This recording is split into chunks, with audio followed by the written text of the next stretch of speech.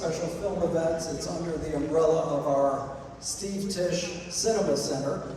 And we're really thrilled tonight to have this event here in our venue. We offer this house to the whole community. And so we welcome different ethnic groups and religious groups, and as you'll see, different cultural events in our community. And tonight, this is such an important and compelling screening.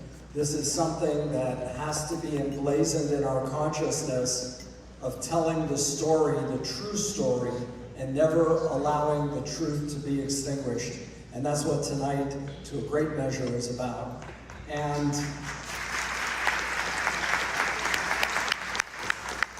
it's my great honor to welcome a couple of people who are going to come up and say a few words. Firstly, Scooter Braun, who contributed enormously to the music and entertainment industry, a major activist against anti-Semitism, and he's got a special announcement to make.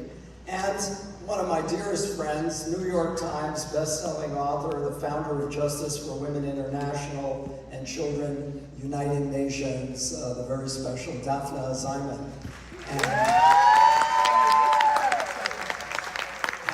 And as usual, Daphne brought her own fan club tonight. So welcome everyone, and we hope you'll carry the message of tonight out with you and post it and let everyone know what you saw and how it impacted you. Thank you very much.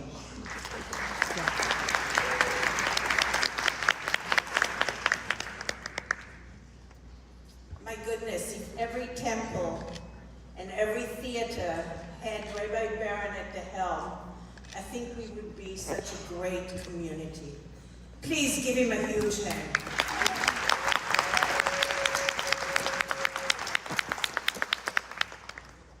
You know, tonight is very, very important. We've all watched television. We've seen the result of intolerance and hate. Just this weekend, we saw the attempted assassination because of intolerance and hate. And here we are tonight, and we've gathered together because every single one of you is a gatekeeper for the future of our children, here locally and globally.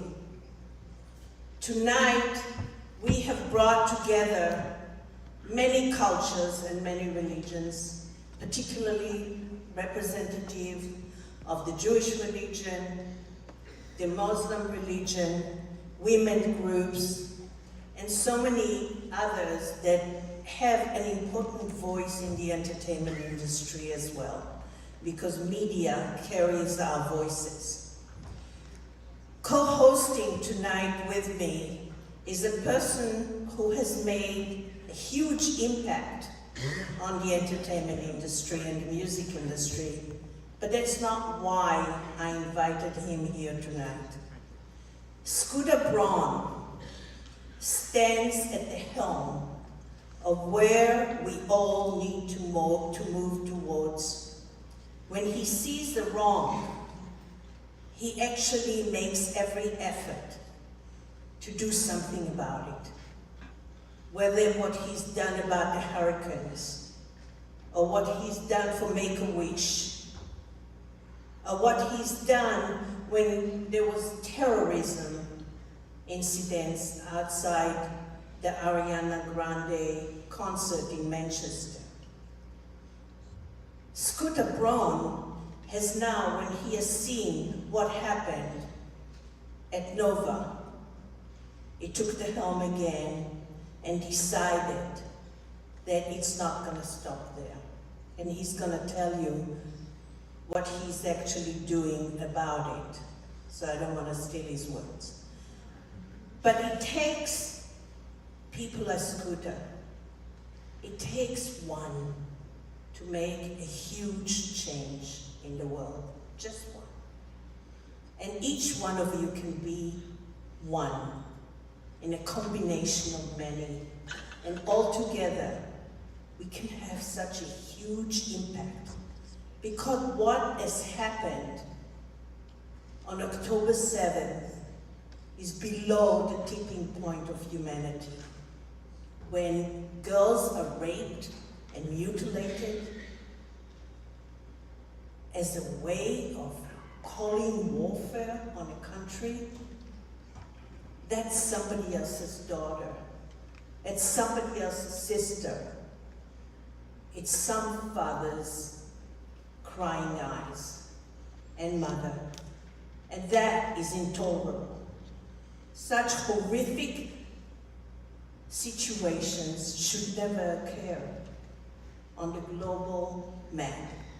So I want to thank you all for responding in such a way.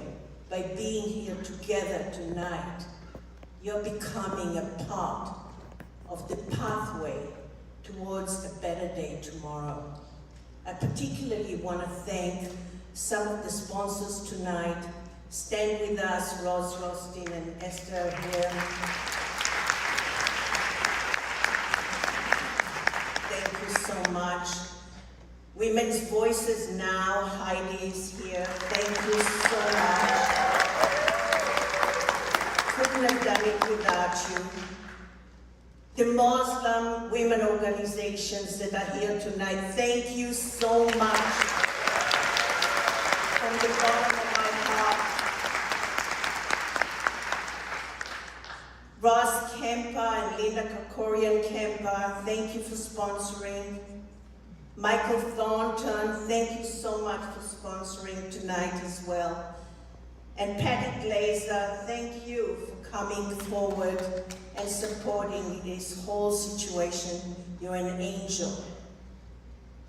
And we have somebody here who, against all odds and against many threats, he's here to talk truth. And that's Ahmad, who is actually right here. Thank you, Ahmad. Ahmad's entire family was actually killed during the Gaza-Israel war. He was born in Gaza, and he's here tonight because he couldn't tolerate what Hamas did on October 7th. And that truth will ring forever. Thank you so much for your support and your love, kindness, and your peace. And with that, let me introduce my friend, somebody I truly admire, Scooter Braun.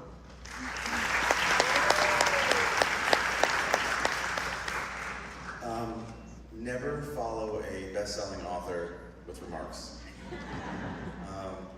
Those were incredibly well prepared and beautiful, and I am going to wing it, and my brother's in the front row. I first want to just thank every single one of you for coming. You could have done anything with your Monday night, and you chose to come and witness an incredibly powerful, a very upsetting, and a very important film. And I hope for those of you who have not seen this, what you see tonight is on YouTube.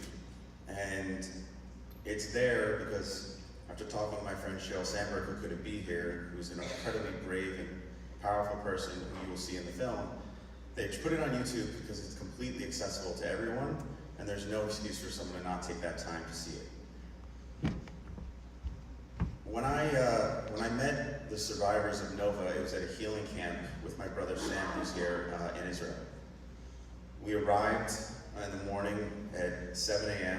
and we were at a kibbutz by 8. And we saw things that no one should ever see.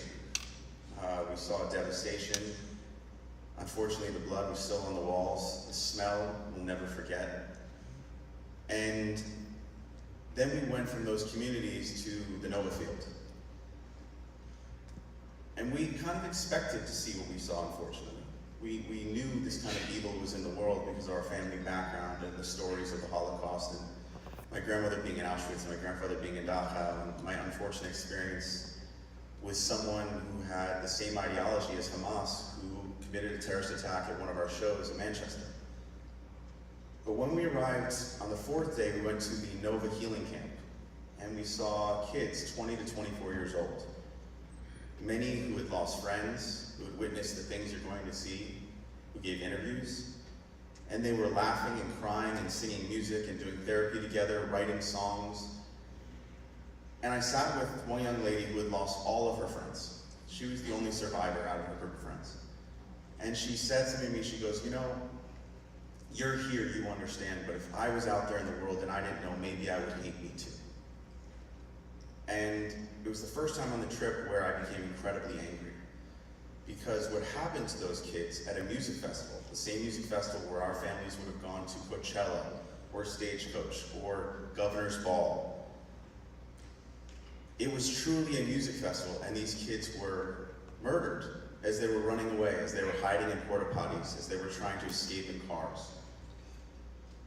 And the world just abandoned them. The world was quiet, the world was silent. The industry I'd given my life for 23 years wasn't saying anything. And I was confused because when we had a terrorist attack in Manchester, 22 people were killed and many more maimed and injured. And within 2 weeks, the entire world rallied behind us. And we threw One Love Manchester just 2 weeks later, which was the biggest concert in the world, broadcast on every major network, every social media site. And every artist from the entire community showed up. 6-hour concert with the biggest names in music. And here I was standing in front of these kids where 380, and now the total is over 400 were killed. 40 were taken hostage. It's the biggest music massacre in history, and no one was saying anything. So we went on a quest to start helping, and we brought the Nova Music exhibit to New York City.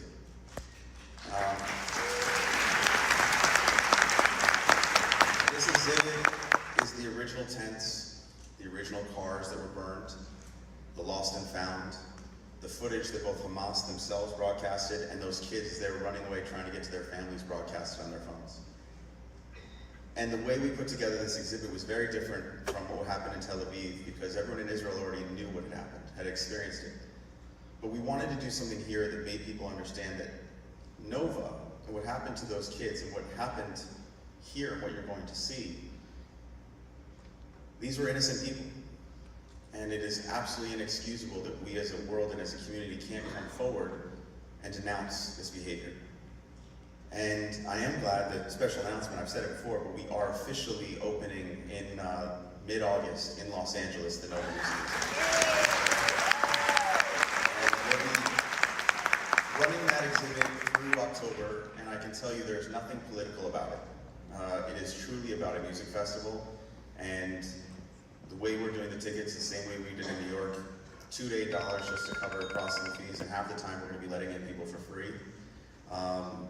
Because we don't want to give anyone an excuse not to witness this and see themselves and their humanity.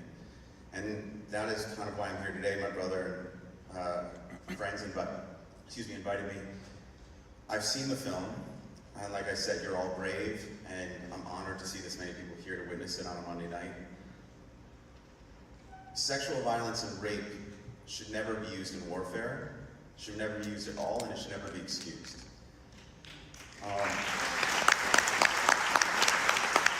Unfortunately, with all the evidence, with Daphne's help and others, the UN finally acknowledged it, but it took 6 months for them to say the evidence was credible.